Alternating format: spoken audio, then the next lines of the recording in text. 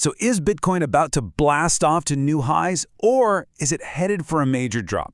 Well, today we're going to get inside the head of one technical analyst to see exactly why they're betting on a downturn. We're going to break down their entire case piece by piece. I mean, you can feel it, right? The entire market is just holding its breath. It's at this massive crossroads, and the question for every single trader out there is, what happens next? Are we going to see a huge breakout, or is a really painful drop just around the corner? This analyst thinks the answer is right there in the charts, so let's see what they found. Okay, so the analyst's whole bearish theory, it starts right here, with this one, single event. You see Bitcoin's price pushed up, it looked like it was going for a new high, and then, bam, it got slammed right back down.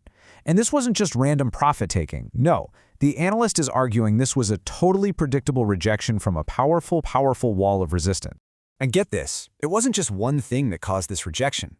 It was like a perfect storm, a triple threat of bearish signals all hitting at the exact same time. So first up, you've got the golden Fibonacci ratio. That's a key mathematical level that traders watch like hawks. Second, a huge trend line that's been acting like a ceiling on the price ever since its all-time high. And third, something called a liquidity grab. Basically, the price popped up just enough to trick a bunch of sellers before reversing hard. And all three of these things, they converged in the exact same spot. Crazy, right? So you can just imagine it, right? That combination of three powerful factors created this absolute brick wall that the price just could not break through. And the result? An immediate 2.7% drop. Now for this analyst, that wasn't just some random dip. Oh no, that was the starting gun for a brand new short trade, a bet that the price was about to fall even further. All right, so that rejection, that was clue number one.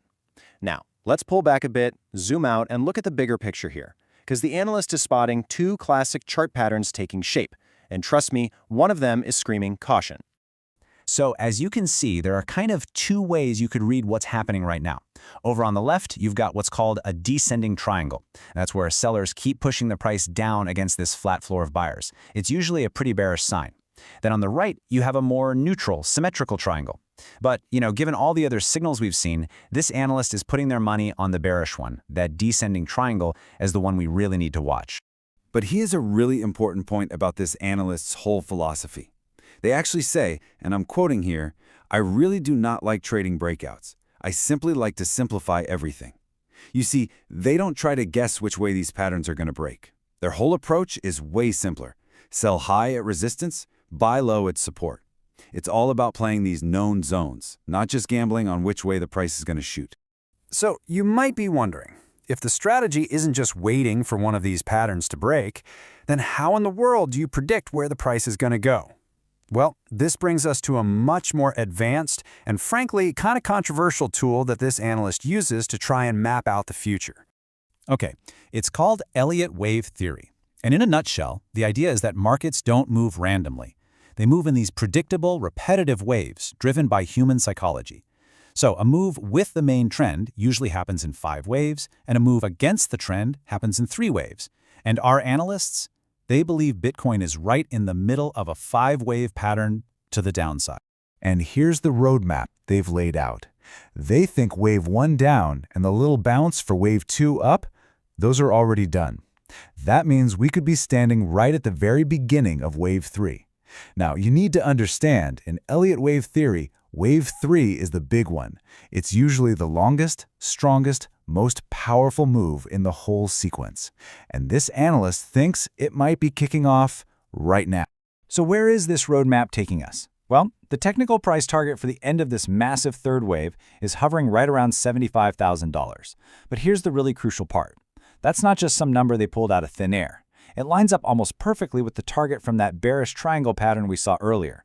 And look, when you have two completely different tools pointing to the exact same spot, that's when analysts really start to pay attention. But a really good analyst, they never just trust one or two signals. They're always looking for more clues, for confirmation from other data. So the question is, does anything else out there support this whole bearish idea? Let's see what else they're looking at. All right, first up is an indicator called CVD, which stands for Cumulative Volume Delta. The easiest way to think about this is like a tug-of-war meter. It shows you the raw force of buyers versus sellers. When the line's going up, it means aggressive buyers are pulling hard. When it's going down, sellers are winning the battle. And this is where the data gets really, really interesting. Check this out. The CVD indicator is actually showing more and more aggressive buying. The line is going up. But look at the price. It's going nowhere. It's failing to make new highs. This is a classic bearish divergence. It's like you're flooring the gas pedal in a car, but the car just isn't going any faster. It means there's some huge unseen force, in this case, giant sellers, just absorbing all that buying pressure.